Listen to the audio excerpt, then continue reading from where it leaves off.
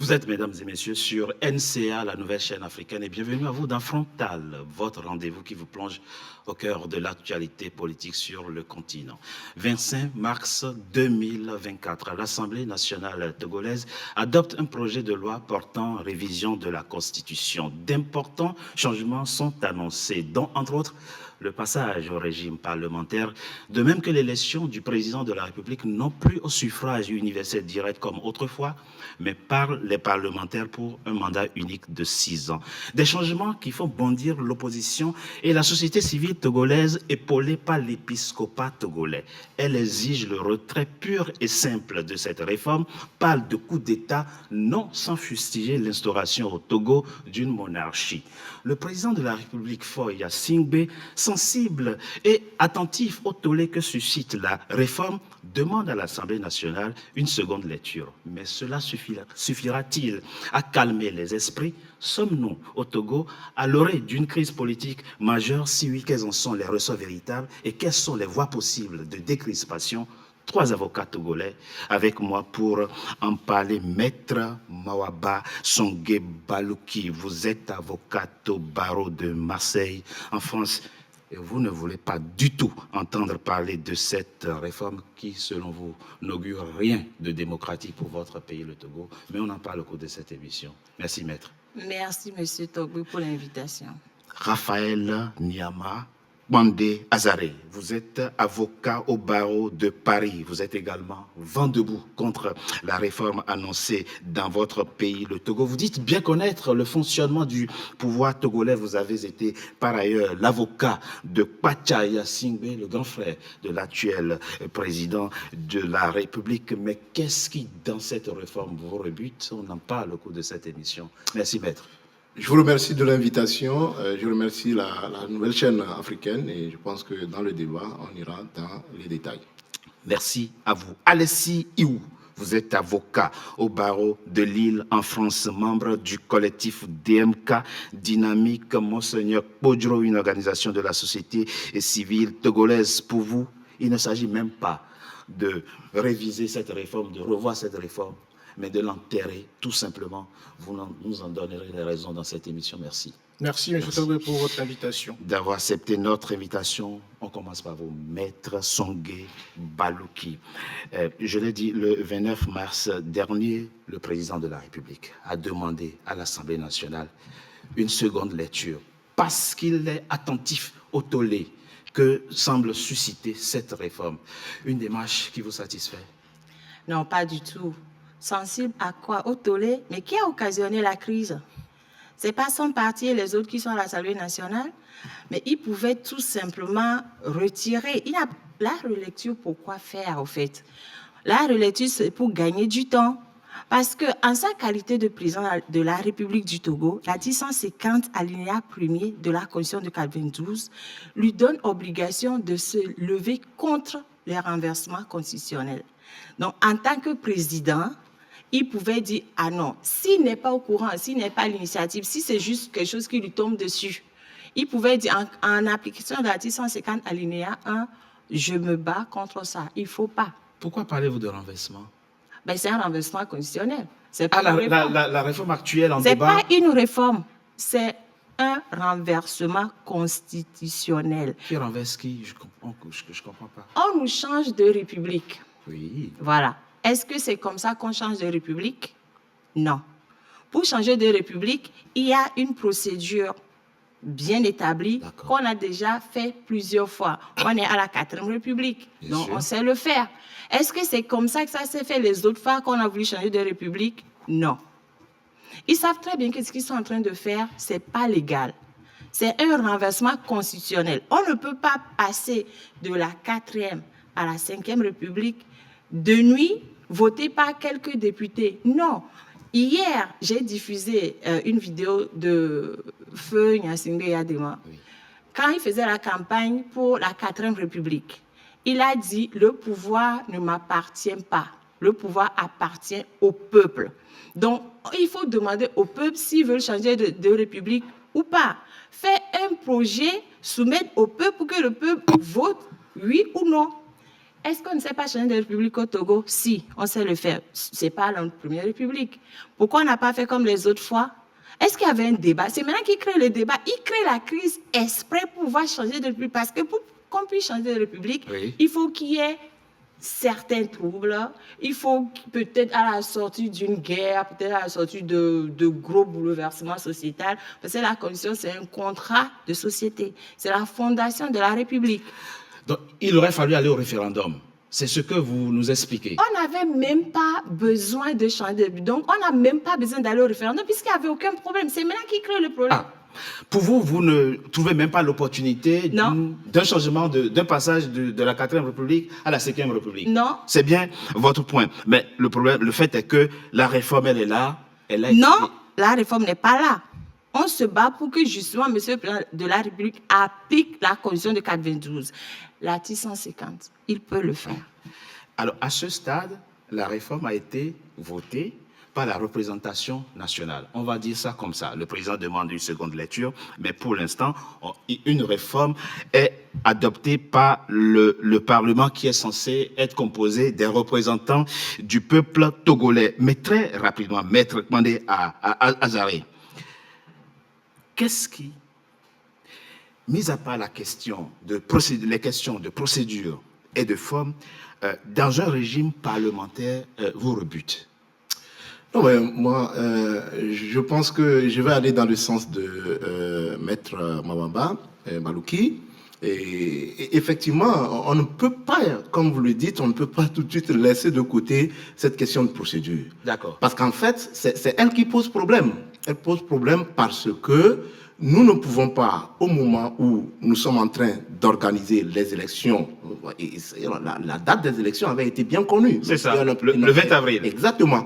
Au moment donc, où tous les députés, où tout le peuple a les yeux tournés vers les élections, qu'un groupe de députés, et je rappelle qu'aujourd'hui les informations parviennent et qui font état de ce que ce n'est pas tous les députés qui sont allés à l'Assemblée nationale et tout le résultat qu'on nous a présenté était vraiment du faux. Nous y reviendrons peut-être, mais les informations concourent dans ce sens. Donc, un groupe de députés ne peut pas aller à l'Assemblée nationale en catimini, sans débat préalable, sans débat de pédagogie pour informer le peuple et se mettre je dirais pas à réviser la Constitution, mais à changer de république, de régime. Ce n'est pas possible.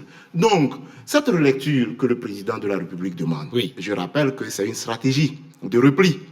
Nous avons vu la même chose en 2005 quand Fonya Singbe a pris le pouvoir avec plus de 500 morts. Il s'est retiré, confié le pouvoir à Abbas Bonfo, mais il est revenu en force. Depuis 2005, il y est encore. Vous pensez que l'histoire se répète au Togo? L'histoire se répète, donc c'est un repli stratégique et les Togolais doivent l'avoir à l'esprit. Ça, c'est un. De deux, je dis que c'est un repli stratégique parce que le président, après avoir rencontré l'Assemblée nationale la dernière fois, a demandé le report des élections. C'est le gouvernement qui a sorti le communiqué. Quel est le lien entre la révision constitutionnelle et les élections qui sont programmées? Cela voudrait dire tout simplement que le président veut opérer malgré tout un passage en force. Donc, ce repli ou ce report, cette relecture qui est demandée pour dire que je suis sensible à l'intérêt qu'a suscité le projet, c'est un repli stratégique. Sinon, le président sait, il est conscient, je termine par là, que à la prochaine Assemblée, il n'est pas sûr qu'il ait la majorité. Et qui parle de relecture parle certainement d'une nouvelle adoption.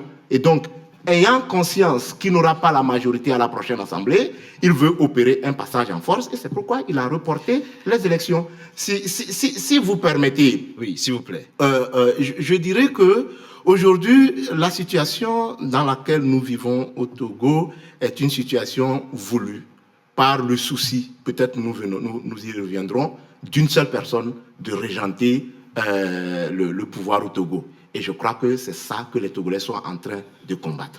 Je dois préciser d'emblée que le représentant du pouvoir que nous avons invité n'a pu faire le déplacement pour être dans cette émission, quelque chose que nous déplorons. Mais ce n'est que partie remise encore une fois. Il y aura d'autres émissions pour évoquer cette crise, puisque visiblement il y a déjà crise. Et nous espérons que la prochaine fois, il sera dans l'émission pour vous répondre. Mais très rapidement, Maître Kandé Azaré, avant que je passe la parole à Maître Iou, une petite parenthèse. Vous avez évoqué la question du vote à l'Assemblée nationale, vote au cours duquel il n'aurait pas été présent beaucoup de députés.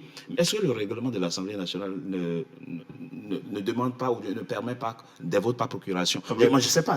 Mais oui, partout, je il y a des votes, la possibilité de voter par procuration, mais je crois quand même que le vote par procuration doit être limité à un certain nombre de députés. C'est-à-dire que, par exemple, l'Assemblée nationale peut prendre ses décisions quand un quorum est atteint.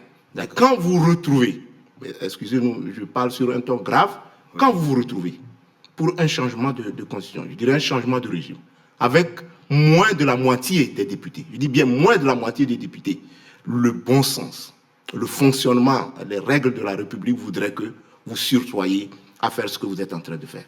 Maintenant, si vous voulez, on peut même ne pas aller là. Oui. L'Assemblée nationale actuelle est arrivée à terme depuis le 31 décembre 2023. Ça voudrait dire que cette Assemblée n'a pas les prérogatives constitutionnelles pour prendre une disposition dans la vie ou qui implique, qui engage l'avenir de la société togolaise ou de tout un pays. L'une des raisons pour lesquelles le chef de l'État demande une relecture, c'est qu'il dit le vote ou l'adoption de cette loi a suscité un intérêt. Oui. Mais de quel intérêt s'agit-il? L'intérêt fondamental qu'a suscité ce vote, c'est pour dire au chef de l'État, Monsieur le Président de la République, l'Assemblée nationale qui a adopté cette loi n'a pas les prérogatives requises pour le faire. Redemander à cette Assemblée une seconde lecture, ça c'est une provocation. Donc c'est pourquoi je dis que le chef de l'État est en train de faire la diversion et pour moi, les Togolais doivent s'opposer contre cela. Maître Yougou, très rapidement, oui. On est en face de deux problèmes d'ordre procédural, puisque c'est ce que je semble comprendre. Non seulement il aurait fallu aller au référendum, ce qu'ils n'ont pas fait, mais en plus il faut voter, il faut adopter la réforme par une Assemblée nationale pour vous illégitime. Tout à fait. Et tout ça répond à quel besoin selon vous? C'est quoi l'objectif? Maître Pandé Azaré nous dit, au fond, c'est pour satisfaire la volonté d'un homme. Oui, oui. C'est ce que vous pensez? Vous pensez que Absolument. cette réforme est taillée sur mesure pour le président de la République comme toujours, comme depuis 2005. Tout a été toujours fait pour privilégier ou servir une personne. Et c'est ce qu'on demande, on refuse aux Togolais, enfin, pas aux Togolais, à ceux qui entourent Faure Gnassingbé, que le Togo n'appartient pas à une personne, et encore moins à une famille. Alors, pour revenir sur ce que vient de dire ma soeur et mon confrère, que je suis intégralement dans ce qu'ils disent, c'est que on est pour changer, je ne dirais pas, parce que ça, ce n'est pas une révision constitutionnelle. Hein. Moi, j'appelle ça un changement de constitution. C'est une modification, comme le dit mon confrère, de constitution. Pour le faire, il faut qu'il y ait, comme l'a dit ma consoeur, un motif. Il faut un motif.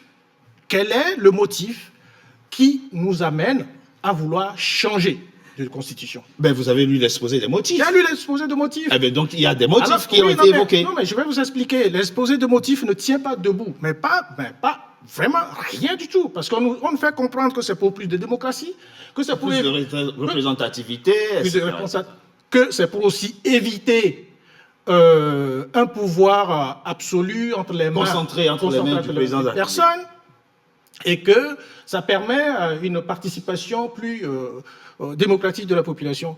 Ben, sauf que c'est qu'un aspect qu'on nous expose. Ben, le régime parlementaire, c'est le régime le plus rejeté dans tout le monde entier. C'est le régime le plus instable.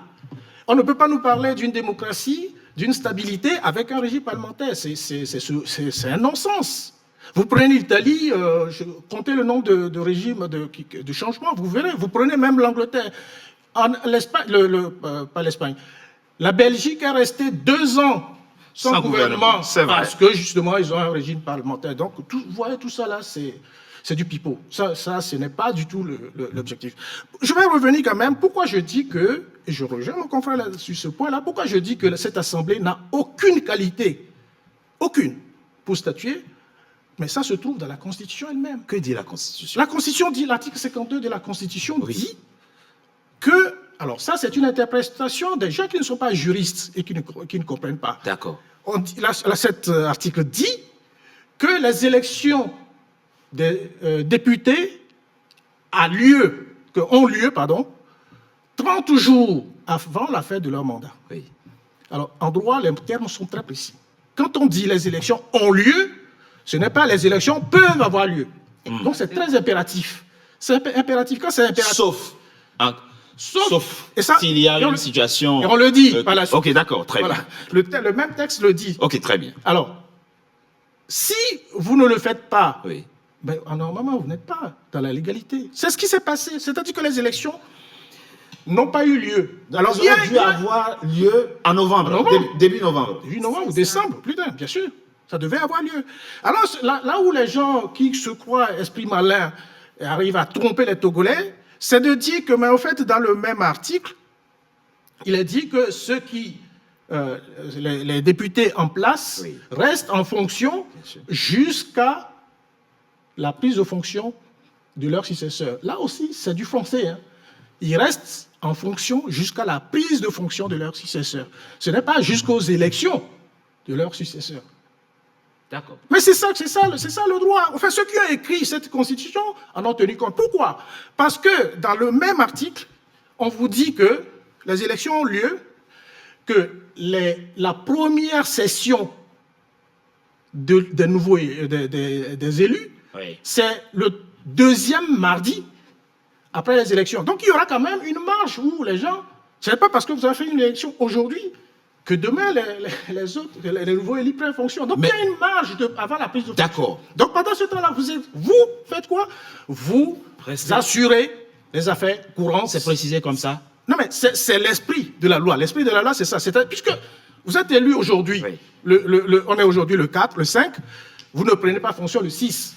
Vous allez prendre fonction le deuxième mardi qui suit la proclamation des résultats. Expliquez-nous. Donc, expliquez-nous une petite parenthèse. Claire. Pour qu'on comprenne, hein, oui. On parle Bien sûr. du droit. Qu'est-ce qui, dans cette disposition, l'article 52, vous fait interpréter, et qu'est-ce qui, donc dans cet article, vous fait interpréter la disposition comme limitant les prérogatives de l'Assemblée nationale dont le mandat est arrivé à terme? Oui. Mais... Qu'est-ce qui fait aujourd'hui, qu'est-ce qui permet de dire qu'ils n'ont pas qualité à adopter une loi ou une réforme comme celle qu'elle... Le caractère impératif. D'accord. C'est-à-dire, vous devez, ce n'est pas vous pouvez. Deuxièmement, il y a les dispositions de l'article 2, alinéa 2, comment l'appelle-t-on, le règlement sur la bonne gouvernance. Oui, la CEDEAO. Le protocole additionnel. Le protocole additionnel qui dit clairement que les élections ne doivent pas être modifiées les 6 mois qui suivent. D'accord. Les constitutions. Les constitutions, vous voulez dire. Et qu'on doit respecter aussi ce que dit la Constitution. C'est clair. Vous prenez cet article, il est clair là-dessus. Et là, non seulement on ne fait pas les élections, et j'ai entendu certains du pouvoir dire, mais au fait, pourquoi on conteste cette révision, leur pseudo-révision? Parce qu'en janvier, ils auraient déjà voté une loi pour augmenter les élus, c'est-à-dire les députés, passer de 91 à 113, et qu'on n'a rien dit. Mais ça, c'est ce que j'appelle l'idiotie, parce que ça nous arrive par exemple que nos clients fassent, j'en ai raconté à ma consoeur la dernière fois, c'est-à-dire, 2 minutes pour vous expliquer. Vous avez un délinquant qui commet une infraction aujourd'hui, on ne le voit pas. Il passe devant le juge et il va dire, mais l'infraction que j'ai commise la dernière, comme vous ne l'avez pas vue, je suis innocent cette fois-ci. Je suis innocent cette fois-ci. Or, ça s'appelle chez nous une récidive. Non seulement en janvier, ils ont commis une infraction, et en mars, ils commettent une deuxième infraction, et en nous disant, mais comme janvier, vous n'avez pas contesté, pourquoi vous contestez en mars? Non, c'est une récidive. Au fait, ils sont toujours dans l'illégalité. Conclusion, on est là dans l'illégalité totale. Dans l'illégalité totale. C'est pour ça que moi, je ne veux même pas entendre parler de référendum ou pas. Non, on est dans l'illégalité totale. Les personnes, quand vous prenez une décision par une personne qui n'a pas qualité de faire, sa décision, elle est nulle. Dernier mot. Les gens critiquent ça, les gens ne veulent pas comprendre ça. Lorsqu'un gouvernement change, lorsqu'on dégomme un Premier ministre, vous êtes sûr que les ministres qui suivent sont capables de nommer des directeurs, de nommer des gens au moment où on a enlevé le Premier ministre? Non. Non, parce qu'ils perdent tous leur qualité de pouvoir nommer des gens. Ça s'appelle, toute décision, y compris celle-là, ça s'appelle modifier l'ordonnancement juridique des institutions. Comme on n'a plus qualité, on ne peut plus prendre des décisions qui modifient l'ordonnancement juridique des institutions. Ils sont dans l'illégalité.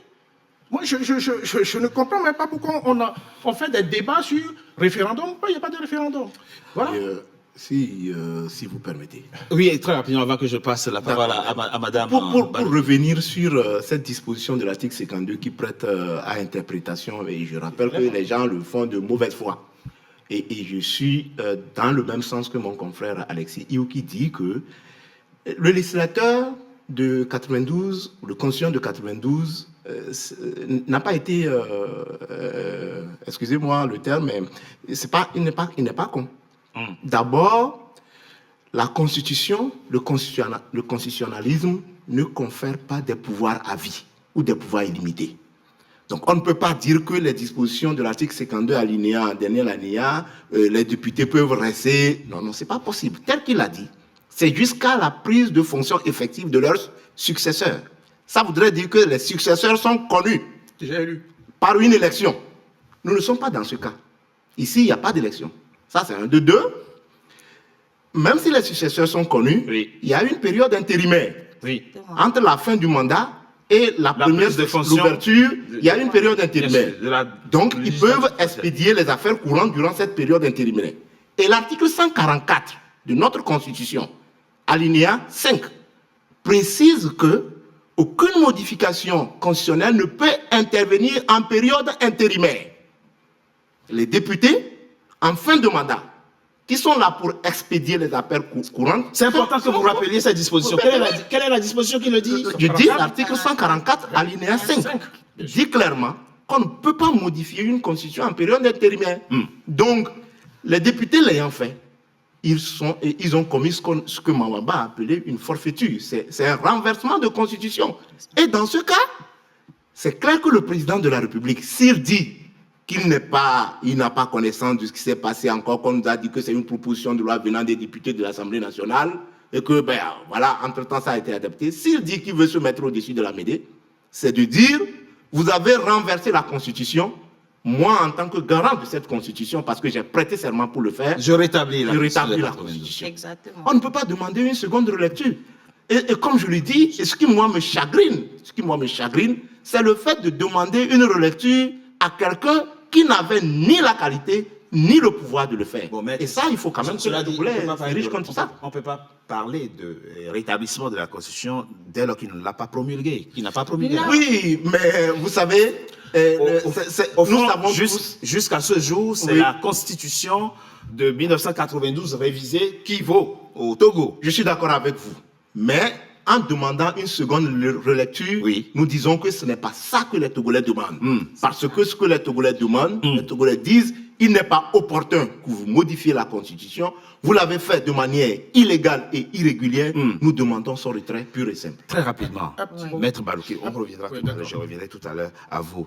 Pour qu'on comprenne la chose dans sa technicité, mettons de côté la question de l'égalité ou de l'illégalité. Ça veut dire quoi une seconde lecture au fond? Qu'est-ce que ça, à quoi doit-on s'attendre normalement? Bon, si on prend ce... Je ne veux pas me mettre dans leur tête, hein, mais je vais faire semblant de me mettre dans leur tête parce que je ne comprends même pas leur... Mais faites l'effort, oui. Voilà. Donc, si j'essaie de me mettre dans leur tête, la deuxième relecture, ça voudrait dire ou ils ne vont pas atteindre les 2/3, donc ça va être envoyé au référendum, ou ils vont voter contre et du coup, on n'en parle plus. Voilà. Mais l'hypothèse la plus probable, c'est qu'ils ne votent pas contre ça, on est d'accord. C'est pour ça. Ils ont la majorité, le pouvoir à la majorité. Ben non, même à leur sein, il y a des divisions. Hein. Leur mascarade, là, ça a créé beaucoup d'ennuis au sein de leur propre troupe. Hein. Il y a beaucoup de gens qui ne sont pas d'accord avec ça.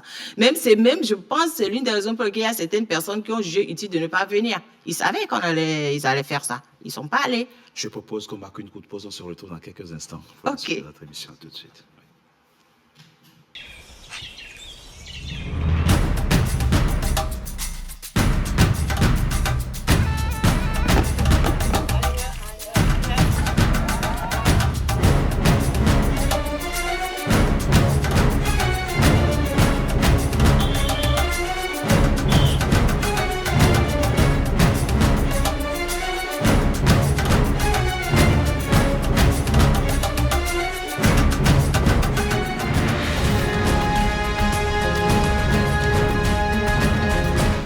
NCA, la nouvelle chaîne africaine. Deuxième partie de notre émission consacrée au Togo. Mes trois invités sont toujours avec moi, trois avocats. Mais ça montre aussi la richesse intellectuelle de votre pays, le Togo. J'aurais pu faire une émission avec 500 avocats togolais en France. J'en aurais eu autant et même plus. C'est aussi la preuve que votre pays dispose d'une immense richesse intellectuelle. C'est important de le souligner aussi, Maître You, très rapidement. Vous vouliez revenir sur la relecture demandée ce 29 mars par le président de la République. Et ça vous pose aussi problème, cette demande de relecture. Oui, parce que ça n'a pas de sens de demander une relecture. Mon confrère vient de le dire.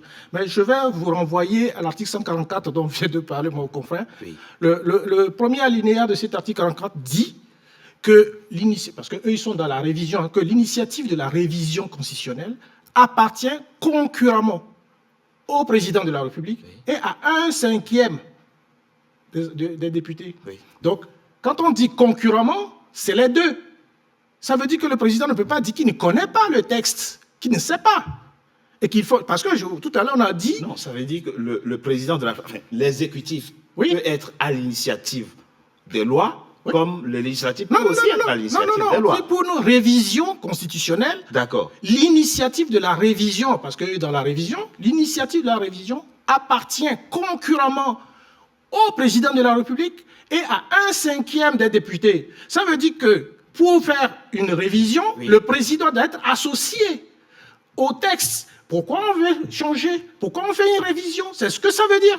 Donc, on ne peut pas nous dire aujourd'hui qu'il ignore.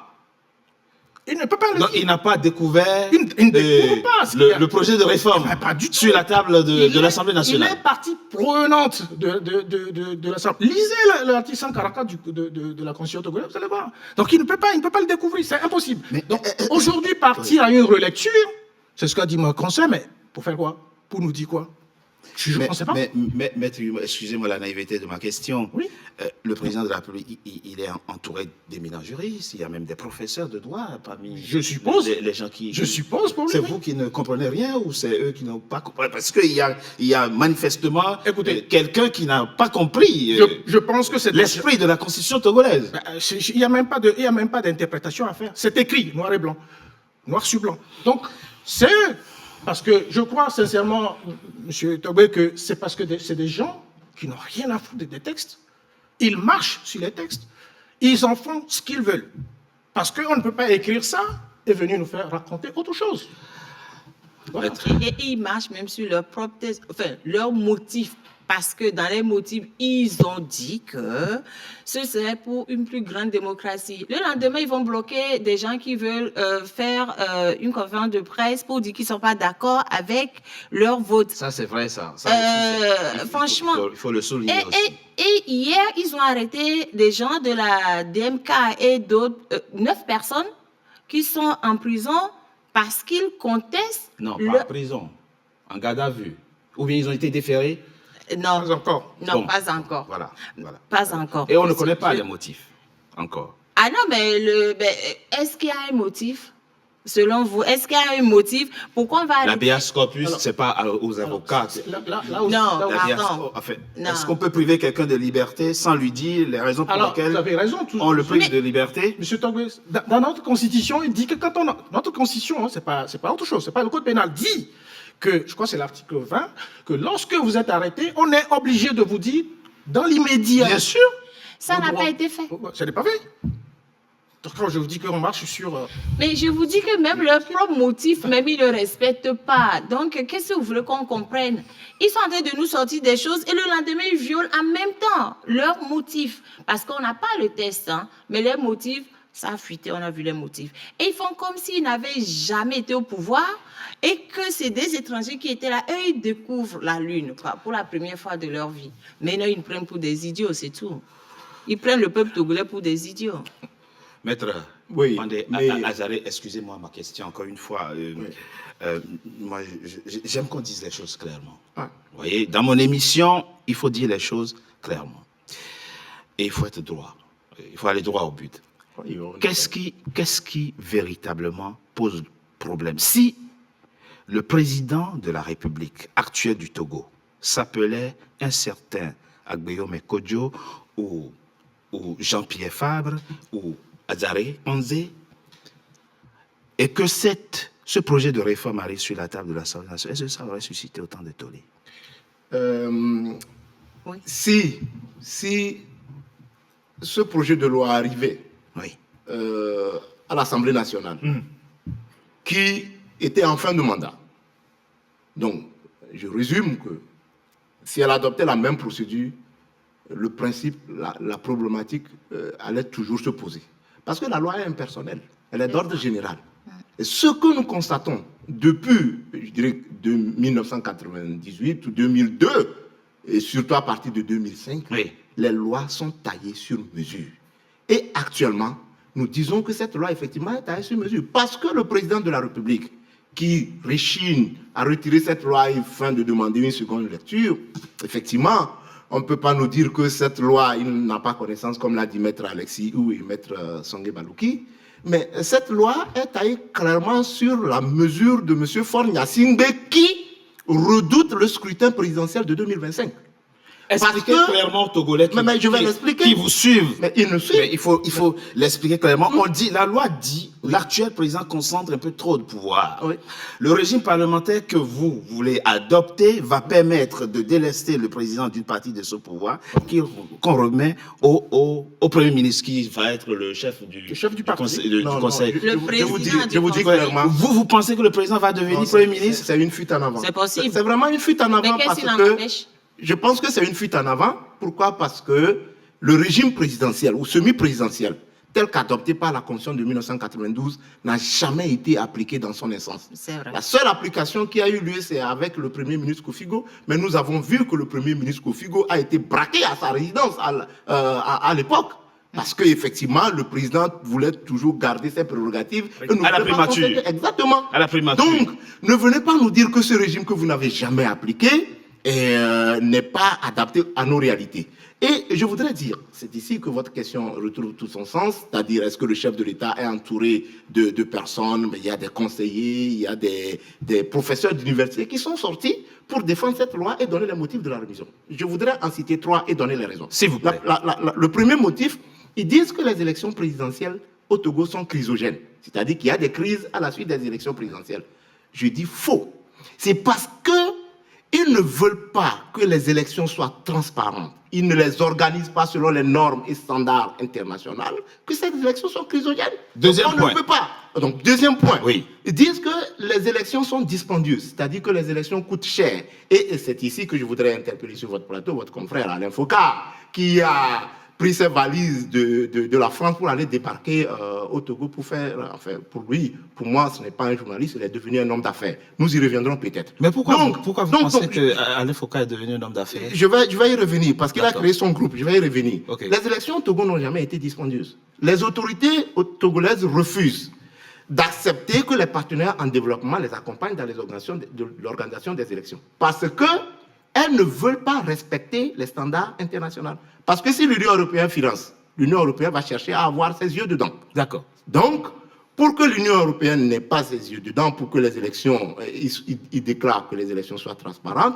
les autorités togolaises ne veulent pas accepter l'accompagnement. Donc, c'est parce qu'ils ne veulent pas que les élections soient transparentes. L'autre chose, et qui moi, me met en toute ébullition, oui, c'est qu'on nous dise que le suffrage universel ou le régime présidentiel n'est pas adapté aux réalités africaines.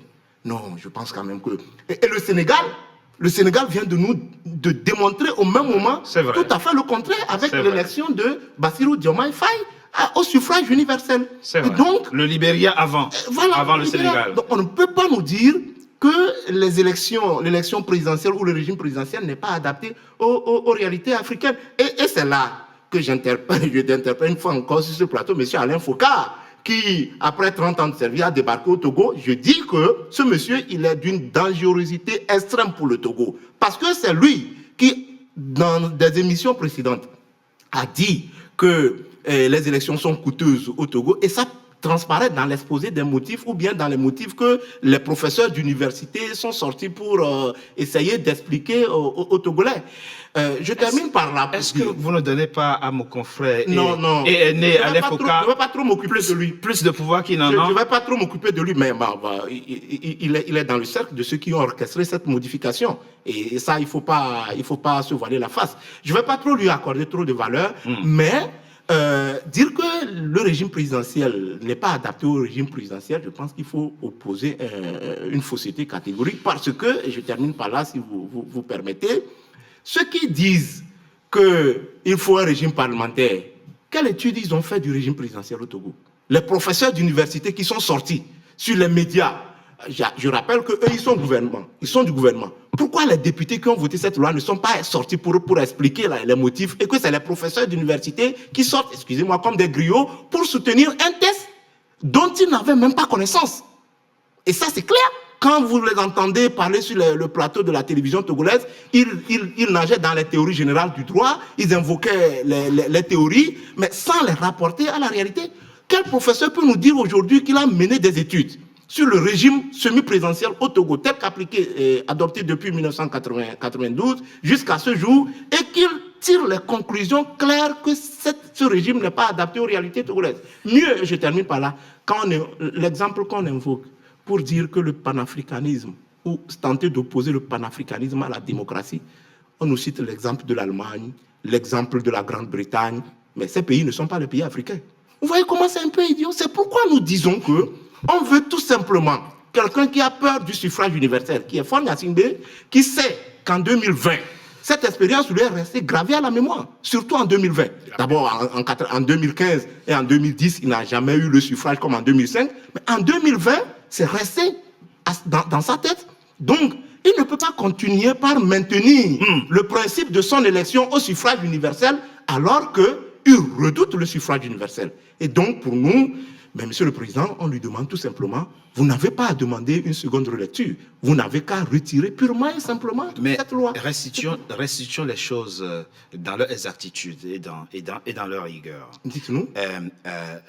Dans l'exposé des motifs, il n'est pas dit que le présidentialisme n'est pas adapté. Ils ont dit n'est plus adapté au regard de l'expérience politique, du parcours politique. Enfin, moi, je dis les choses telles que elles sont. On n'a pas n'est pas adapté, mais n'est plus adapté au regard donc des expériences politiques que vous faites depuis l'indépendance jusqu'à... C'est ce qu'ils disent. Moi, je restitue. Ce qu'ils disent, mais je vous ai restitué. Oui. S'ils disent que c'est plus adapté, parce que c'est coûteux, parce que c'est chrysogène. Ouais. Mais c'est pourquoi les élections... Ah ça, par contre, c'est ça voudrait dire que les élections n'ont jamais été transparentes.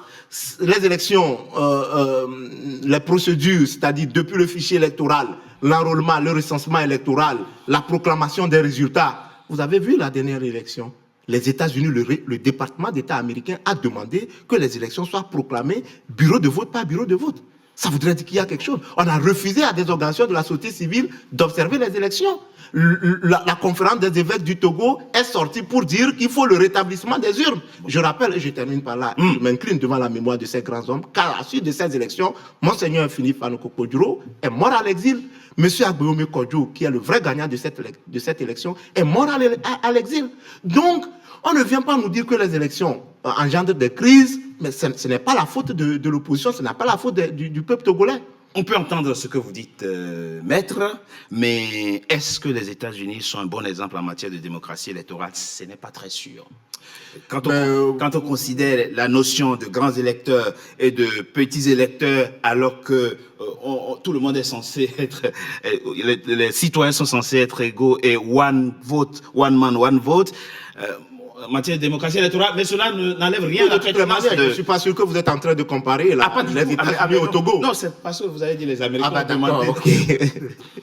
Et maître Malouki, on retient deux choses, au fond, sur la question de la procédure. Qu'est-ce qui vous fait penser aujourd'hui que si on procède par référendum, la réforme ne va pas passer?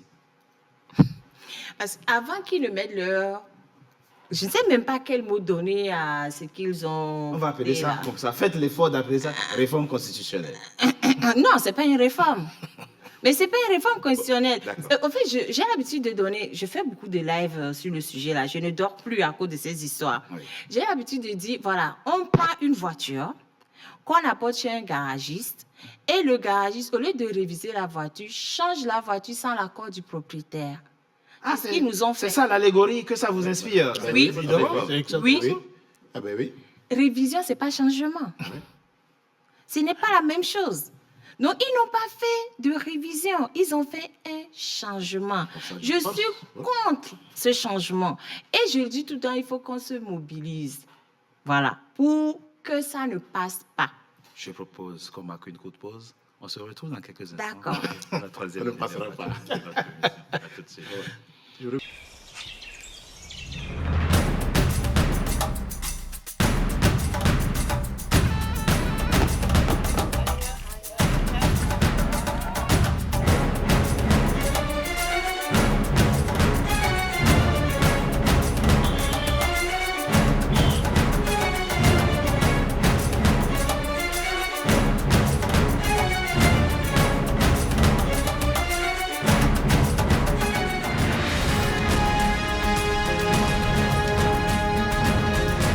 NCA, la nouvelle chaîne africaine.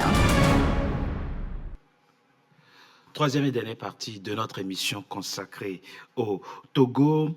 Maître Songué Balouki, vous étiez en train de répondre à la question avant la pause. Vous étiez en train de répondre à la question que j'ai posée, à savoir qu'est-ce qui vous fait penser aujourd'hui que si cette réforme, ce projet de réforme est soumis au référendum, il ne passerait pas?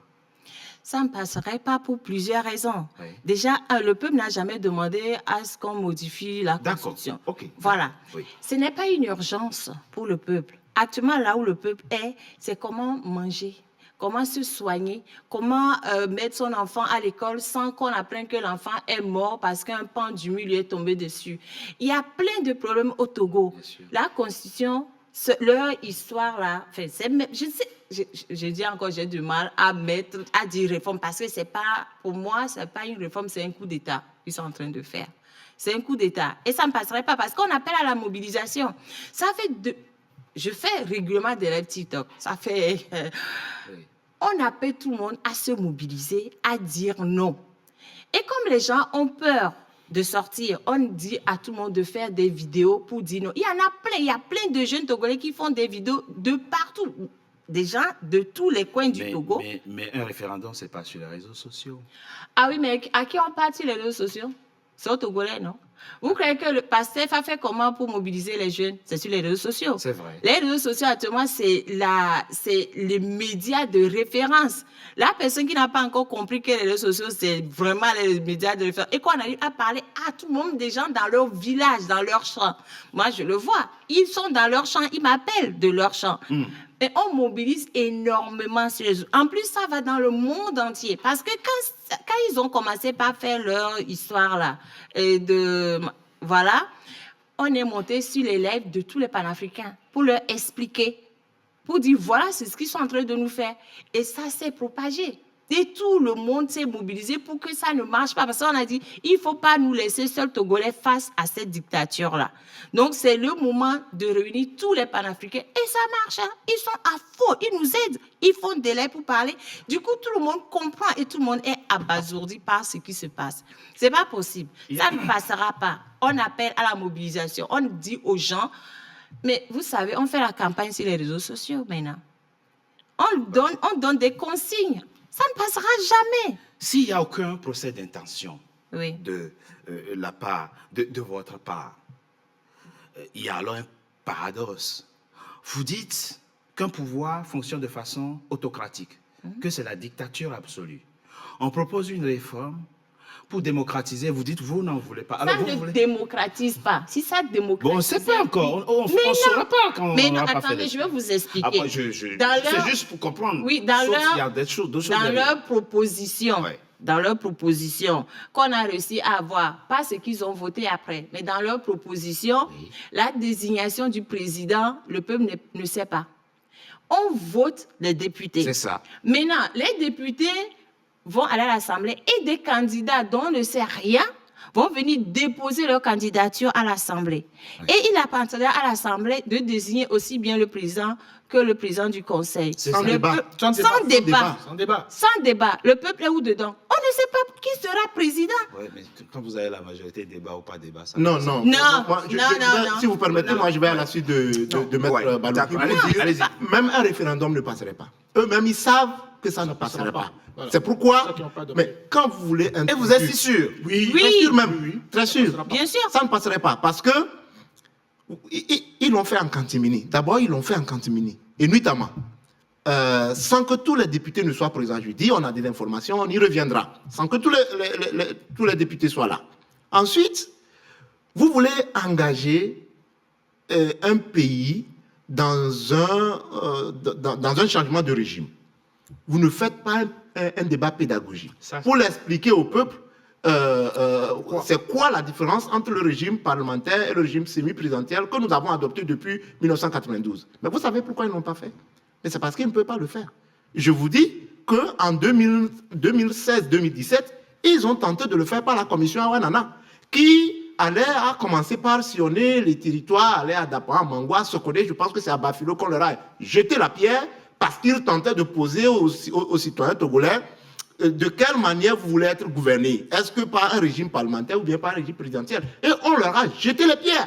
Et je dis que c'est à la suite de ça qu'est né effectivement le soulèvement du 17 août avec avec Tipi Atchadam, le Parti national panafricain. Donc, les Togolais, ce qui, comme l'a dit Maître Songui Maître Balogi, oui. ce n'est pas ça qui intéresse les Togolais aujourd'hui. Ce n'est pas la nature du régime. Parce qu'en réalité, qui anime le régime parlementaire, qui anime le régime présidentiel? C'est des hommes. Qui anime les institutions? C'est des hommes. C'est le régime parlementaire qui va venir combattre la corruption? Non. Le chef de l'État, là où il est, s'il veut combattre la corruption, mais il a toutes les manières de combattre. Il a tout le pouvoir de combattre la corruption. Je termine par là. Nous avons la Cour des comptes qui a sorti un rapport sur la gestion des comptes. Accablant. Impliquant les membres du gouvernement. Mais les membres du gouvernement sont allés faire un scénario, jouer un film devant l'Assemblée nationale. L'Assemblée nationale n'a rien fait. Alors que après ce rapport, on devait mettre ceux qui étaient impliqués, les démettre de leurs fonctions, les mettre à la disposition de la justice. Le rapport dans l'affaire Petrolgate qui conduit aujourd'hui le journaliste Ferdinand Haïti à l'exil. Dans ce rapport, la commission des finances du ministère de l'économie et des finances, l'inspection générale, a recommandé à citer des noms, dont l'ancien ministre, je crois, du commerce, a cité les noms pour dire ces personnes ont été convaincues des détournements de deniers publics. Démettez de leurs fonctions, mettez-les à la disposition de la justice. Mais qu'y a-t-il de plus clair que ça pour lutter contre la corruption? Donc, ce n'est pas la nature du régime. Les Togolais n'ont pas besoin de la nature du régime. Les Togolais ont besoin des institutions fortes, indépendantes, des hommes qui ont de l'ambition pour le Togo, des hommes qui répartissent les richesses nationales de manière équitable, telle que le prévoit la Constitution, pour qu'il y ait des infrastructures, les écoles, il y a des infrastructures routières, il y a des centres de santé, pour que les citoyens aillent se soigner, aillent s'instruire et aient des centres de loisirs. C'est de cela qu'on Même parle. de l'eau, même de De l'eau, potable. exactement, de l'eau potable. Même de l'eau potable. Voilà, On n'en voilà. a pas. C'est ça. Vous croyez que c'est le régime parlementaire qui va aller mettre des forages Mais dans non, les villages où mais il n'y a non. pas d'eau? Nous, on a fait, je parle tout le temps. Dans la région de Hao, l'Union européenne a donné 2,2 milliards pour faire des forages. Jusqu'à présent, il n'y a pas de forage. C'est le régime parlementaire qui va venir combattre ça? Mais non, ça ne change rien à la vie du Togolais. Il faut qu'ils expérimentent. Il faut que nous expérimentions d'abord le régime présidentiel, comme c'est écrit dans la Constitution. Après, ce n'est pas le cas? Ça n'a pas été le cas. Non, C'est mais- pas le cas. Ah bon? Moi, je- Non. Mais c'est pas le Mais, cas. bon, mais évidemment. alors c'est important ce que Maître Kwanzé vient de dire, la question du dialogue, du partage, de sensibilisation, mais est-il jamais tard pour mieux faire?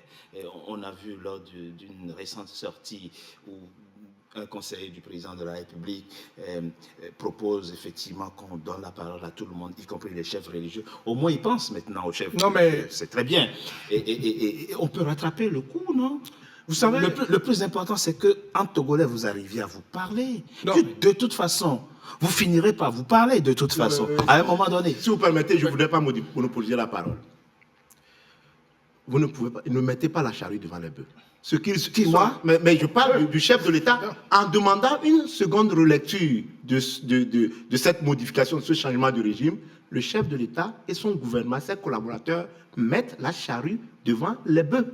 Si vous voulez engager des citoyens, vous voulez engager des citoyens sur l'avenir, sur le contrat qui vous lie, ne signez pas le contrat avant de leur dire, après qu'ils aient contesté... Le président n'a pas promulgué. Mais non, il n'a pas encore promulgué, mais la loi a été adoptée par l'Assemblée nationale. Bien sûr. Ça aurait été mieux qu'on dise aux Togolais, voilà le type de régime que nous voulons. C'est vrai. Voilà. Ça aurait été, il fallait le faire au préalable. Au préalable. Bien sûr. Mais ne l'ayant pas fait, on ne peut pas maintenant dire que, mais écoute, et nous savons que cette demande de lecture... Du coup, rien n'est plus rattrapable. Pour ne l'avoir pas fait au préalable, pour vous, c'est impossible. Vous voulez que nous réitérons notre demande? Il faut retirer cette loi purement et simplement. Moi, j'irai beaucoup plus loin que mon confrère. Vous savez, le Togo n'a pas un problème de texte. La constitution togolaise, elle n'est pas parfaite, mais elle est applicable. Nous avons un problème d'hommes et de gouvernance. Et de système. Voilà. Non, le système tel que la Constitution le prévoit, oui, mais les hommes qui sont là et qui ont construit le Togo sous un autre aspect que ce que les textes disent, c'est pas acceptable, tout simplement. Vous venez de dire tout à l'heure, et ma consoeur, je dirais, mais la question fondamentale qu'on pose aujourd'hui, c'est de quoi a-t-on besoin au Togo? De quoi les Togolais ont besoin? C'est ça. Le mec qui se trouve à Dapaon, qui fait son champ, qui ne sait pas, après sa récolte, comment faire pour le descendre à Lomé, mais il n'a rien à faire, monsieur Togo. Du parlementarisme. Du parlementarisme. Le gars qui n'a pas de l'eau à boire, qui n'a pas d'électricité, qui ne sait pas se soigner, mais vous lui parlez du parlementarisme. Pourquoi faire? Il ne comprend même pas. Donc, ce n'est pas là le problème. Alors, si les gens qui font ça ont la conscience, vous nous demandez si on peut avoir une discussion. Oui, de toute façon. C'est théorique. Parce que vous pouvez discuter avec quelqu'un qui peut vous écouter. Au Togo, il y a eu 28 ou 29 dialogues. Il n'y a aucun qui a abouti. Je ne dis pas que ce n'est plus possible. Mais, vous voyez, vous voulez discuter avec quelqu'un qui, au moindre mot, au moindre pas, on vous emprisonne. En 2001, il y a Jean-Paul Oumolou qui a quitté la Suisse pour aller au Togo. 2021, on l'a arrêté. Or, notre constitution dit qu'aucun Togolais ne peut être interdit d'entrée et de sortie du pays. Article 22. Mais non, lui, il est rentré, il n'est pas sorti, hein, il est en prison.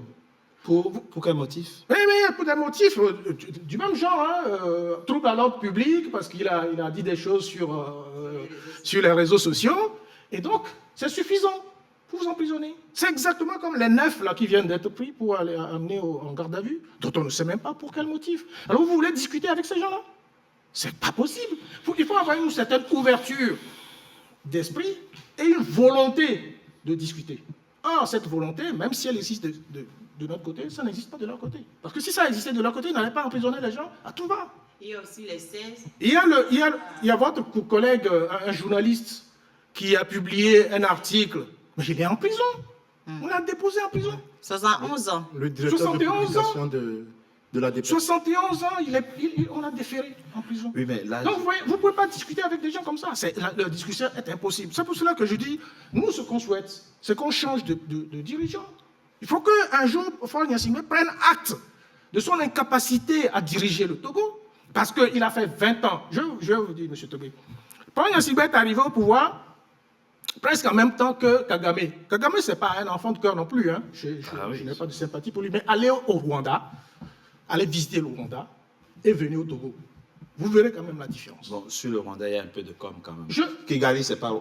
Rwanda, c'est pas Kigali. Non. Il faut pas aller mais on est d'accord. Allez à Kigali et venez à Lomé. Alexis, déjà, il faut aller à Cotonou. Voilà. Aller à Cotonou, juste à côté. Lui, il n'a fait que 6 ou 7 ans actuellement. Monsieur Patrick Talon, mais le président Talon. Je ne sais pas si c'est le bon Non, exemple. mais je sais. Je vous laisse la paternité de votre... Moi, j'ai des amis béninois qui critiquent énormément Patrick Talon. Un jour, je leur ai dit, écoute, si vous voulez, on peut échanger nos présidents. Vous êtes sûr? Ah oui, mais ils m'ont dit non, pas le nôtre. Ils veulent échanger, mais pas avec le nôtre. Donc, ça veut dire ce que ça veut dire. Je veux dire par là tout simplement que 20 ans bientôt, mais il n'a strictement rien fait. Il faut prendre acte de son incapacité à pouvoir faire les choses et laisser les autres faire. C'est ce refus de laisser la place et de vouloir faire changer Pourtant, une vous avez des compatriotes, quand ils reviennent des vacances, ils disent mais le Togo a changé.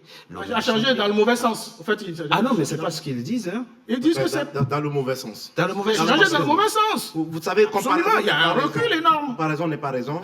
Mais quand vous prenez l'exemple que donne Maître Alexis Iou, mon confrère, sur le plan du développement, je pense qu'il a dit, mais moi qui suis ici, je suis né avec les Nyasingbe. Je suis né avec les Nyasingbe. Et mes enfants sont nés avec les Nyasingbe. Donc son nom le disqualifie. Oui, mais ce n'est pas une question de nom au fait, en fait. Ah, mais puisque c'est oui, mais je suis d'accord, oui. Mais nous sommes quand même dans un régime, nous avons adopté le principe que c'est le gouvernement du peuple, pas le peuple pour le peuple. Oui. Donc, nous sommes dans la République. En 2005, Faure Gnassingbé est venu au pouvoir. Oui. Il y avait le président Jonathan Miss au Ghana. Oui. Il est parti. Après lui, je crois qu'il y a son successeur, avant l'actuel Nana Akufo-Addo. Au Bénin, il y avait Kérékou. Oui. Kérékou est parti. Il y a eu le président Yahi Boni. Yahi Boni est parti. Aujourd'hui, nous sommes avec Patrice Talon. Oui. Patrice Talon dit que je ne ferai pas un 3e mandat. Faure Gnassingbé, il est dans son 4e mandat, il lorgne un 5e et il lorgne un pouvoir à vie. Faure Gnassingbé est venu au moment où le président Chirac était là. Le président Chirac est parti. Après Chirac, il y a Hollande. François Hollande est parti. Sarkozy est parti. Et aujourd'hui, Macron est là. Macron va partir. Faure Gnassingbé est toujours là. Il est venu au moment où George Bush était là aux États-Unis. George Bush est parti. Après lui, c'est Barack Obama. Barack Obama est parti. Après lui, je crois qu'il y a eu un autre président. Il est parti. Après lui, Trump est là. Trump est parti. Joe Biden va partir. Faure Gnassingbé est toujours là. Dites-nous la vérité. Alors, ça ne s'arrête pas à sa personne. Si on constatait un développement du pays, où il y a des ressources, des richesses qui sont réparties, mais le procès Bolloré nous a bien mis aux yeux du monde que les agents publics étrangers, notamment, et je ne dirais pas, j'ai du respect pour lui, mais quand on parle de la violation de la souveraineté, ceux qui ont concédé, ont signé le contrat avec Bolloré, c'est l'Assemblée nationale, c'est l'exécutif. Donc, il y a eu corruption d'agents publics étrangers et que la souveraineté du Togo a été violée. Pensez-vous que nous pouvons continuer à avoir des gens qui utilisent de la force pour asseoir leur pouvoir, qui utilisent de la corruption pour avoir le pouvoir, asseoir le pouvoir, maintiennent les Togolais dans l'extrême pauvreté, dans le dénuement pour asseoir le pouvoir? Mais je pense qu'on n'en a pas besoin. Donc, ce n'est pas... Il y a la longévité au pouvoir, le désir du pouvoir à vie, mais il y a aussi la pauvreté d'un peuple qui vit dans le dénuement, qui n'a pas la liberté de s'exprimer actuellement. En gros, la priorité actuelle des Togolais, ce n'est pas le changement de régime, ce n'est pas le changement de République. Très rapidement, c'est le mieux vivre, le bien-être rapidement, Maître Balouk. Est-ce que finalement, il n'y a pas une espèce de fétichisme autour de votre conscience? On ne va jamais la changer ou la modifier. À quel moment? Que faudra-t-il pour qu'au Togo, on modifie la Constitution? Nous ne sommes pas contre un changement de république, mais il faut suivre une procédure. Quand on a changé à 92, c'est parce qu'il y avait un souci. Et pour changer de république, ce n'est pas compliqué. On appelle l'Assemblée constituante, composée de gens de divers horizons, diverses couches socio-professionnelles. Ils font un projet et on soumet un référendum. Mais la Constitution, c'est un contrat social. Est-ce que les Togolais ont dit que ce contrat qui nous unit pour l'instant, on n'en veut pas? C'est maintenant qu'eux, ils sont en train d'amener un débat que le Togolais n'a jamais voulu amener. Mais on n'a pas dit qu'on ne va pas changer de constitution. C'est normal de changer de constitution quand les choses bougent. Mais là, ça ne bouge pas. Pourquoi on va changer de constitution? Franchement. Et en plus, ils en profitent là pour reporter les élections s'inédiées. Je ne suis pas d'accord. Hein. Il faut qu'ils maintiennent la date des élections. Vous posez une question intéressante. Vous demandez si les Togolais veulent qu'on change la constitution. Il se trouve que les représentants du peuple siègent à l'Assemblée. Ah non, mais attendez. Les représentants, ils sont censés être les représentants du peuple. Non. Et il y a eu un rendez-vous en 2018 où il aurait fallu effectivement que toutes les formations politiques concourent, participent aux élections législatives, pour que l'Assemblée nationale togolaise reflète réellement les différentes composantes et sensibilités politiques de votre pays. Mais vous avez boycotté. Et donc, ceux qui sont allés sont censés aujourd'hui... Mais on va pas... Tout le monde ne va pas boycotter, on est d'accord. Quand vous boycottez, ceux qui sont allés sont aujourd'hui les élus du peuple togolais, et c'est eux qui, aujourd'hui, parlent au nom du peuple togolais. Enfin, mécaniquement, mécaniquement. Monsieur Togwe, l'Assemblée constituante, ce n'est pas l'Assemblée nationale. C'est deux notions différentes. L'Assemblée constituante, c'est une assemblée qu'on choisit pour réfléchir sur un projet de constitution. C'est quand on veut changer de constitution. Vous considérez que là, c'est un changement de constitution. Ah, mais d'accord. Mais ce n'est pas une assemblée constituante. L'assemblée constituante est désignée, choisie pour faire un travail donné. Une fois que le travail est fini, on n'en parle plus. Ils sont là pour ça. Eux, là-bas, là, les gens qui sont à l'assemblée, déjà, c'est différent. On a déjà changé de constitution. On sait comment on fait. Pourquoi maintenant on ne peut pas appliquer ce qu'on a déjà fait? C'est pas comme si c'était maintenant qu'on découvrait comment changer de constitution au Togo. On a déjà fait 4 fois déjà. Nous sommes à la fin de l'émission. On fait comment pour s'en sortir maintenant? Comment vous sortez de cette crise, de cette tension qui sont maintenant nées suite à l'adoption de ce projet de réforme le 25 mars dernier? On applique l'article 150 de la Constitution du Togo. C'est prévu dedans. Qui dit quoi? Qui dit qu'en cas de renversement constitutionnel, parce que j'ai toujours dit que c'est un renversement constitutionnel, je tiens fermement, en cas de renversement constitutionnel, le président de la République peut même faire appel aux accords bilatéraux pour que l'ordre soit rétabli.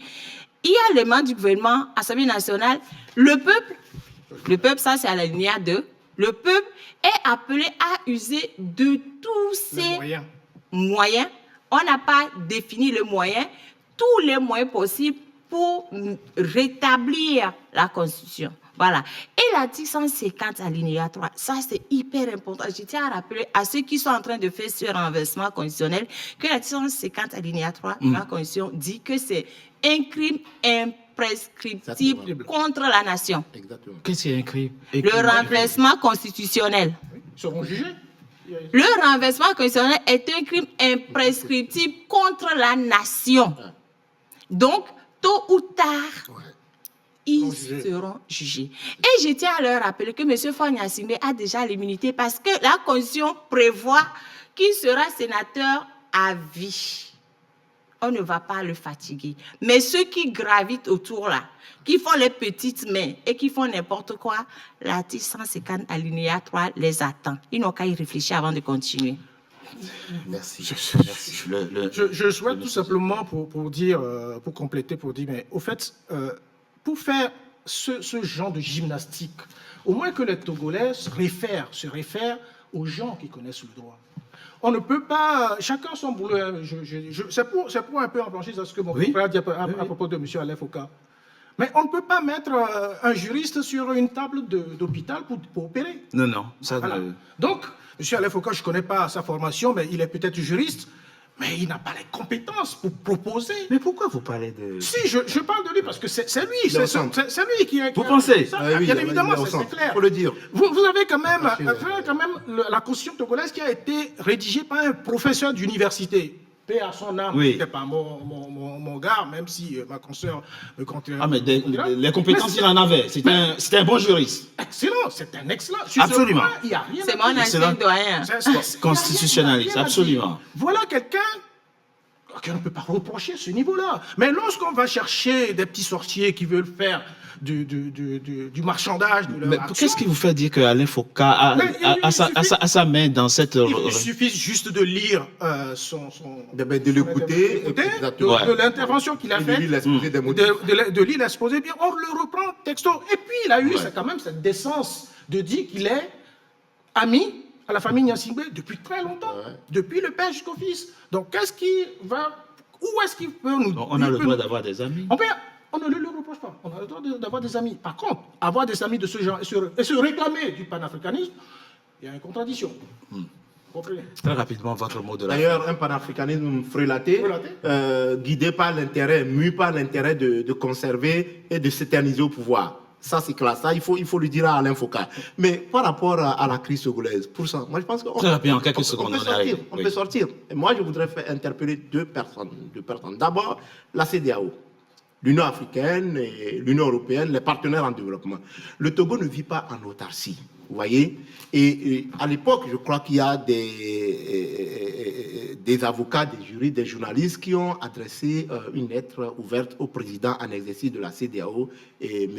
Ahmed Tinubu, pour dire aujourd'hui, l'Afrique de l'Ouest est en ébullition. Oui. Et moi, je n'ai pas, excusez-moi,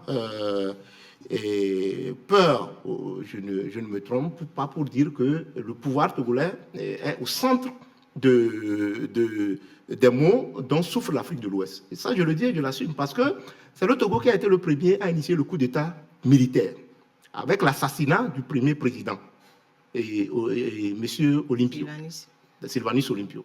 D'abord. Ensuite, c'est le Togo qui est le chantre des coups d'État, des coups de force institutionnelle, constitutionnelle et des hold-up électoraux. Nous avons vu Faure Gnassingbé arriver au pouvoir en 2005 avec plus de 500 morts. Ce n'est pas moi qui le dis. C'est un rapport des Nations Unies. Donc le président togolais actuel est responsable de tous les maux de la sous-région. À qui profite le crime? Et donc, c'est vous n'êtes pas dans l'exagération là? C'est le régime togolais qui les a initiés. Hein. Voilà, c'est lui qui est l'initiateur des compteurs à zéro. Le compteur à zéro, c'est parti du Togo. C'est ça, c'est parti du Togo, c'est allé à Alassane Ouattara en Côte d'Ivoire. Ça semblait prendre Macky Sall, nuit était la vigilance du peuple sénégalais. Macky Sall était aussi embarqué dans la... Exactement. Vous voyez? Donc, tout ça, il faut quand même... Maintenant qu'on vous dit il faut une réforme pour mettre fin à tout ça, et vous dites vous n'en voulez pas. Non. Mais la réforme, c'est pas réforme. Il faut pas faire des réformes taillées sur mesure. Merci. Donc la deuxième personne que je voudrais interpeller, c'est le peuple togolais. Parce que comme Maître Mawaba l'a dit, l'article 150 alinéa 2, 3 et 4 fait de tout citoyen le responsable donne le droit à tout citoyen de se lever et de mettre fin à un renversement de régime constitutionnel. Et ça... Vous n'allez pas appeler à une insurrection. Non, on n'appelle pas à une insurrection. On reste dans le cadre légal. Nous sommes dans le cadre légal. Absolument. La manifestation, c'est une expression légale. Et donc, merci à vous d'avoir participé vous remercie à cet échange sur le Togo avec grand plaisir. Et tout le monde est invité dans cette émission. Tout le monde aura la parole dans cette émission. Il n'y a pas eu de contradiction de la part du gouvernement. Ça viendra. Et finalement, mais on a foi en votre génie, le génie du peuple togolais qui vous permettra de trouver les solutions pour aplanir les crises et que ces petites tensions ne débouchent pas sur des crises violentes. Les Togolais aspirent à vivre en paix et on croit en vous et ils ont confiance, ils vous font confiance pour maintenir le climat de paix dans votre pays, dans votre beau pays, le Togo. Tout le plaisir à nous. Les premières personnes destinataires de ces paroles, c'est les commanditaires, les collaborateurs, les tenants et les aboutissants de ce changement constitutionnel. Merci à vous. C'est la fin, mesdames et messieurs, de notre émission consacrée au Togo. À très bientôt pour un nouveau numéro de Frontal. Merci à vous.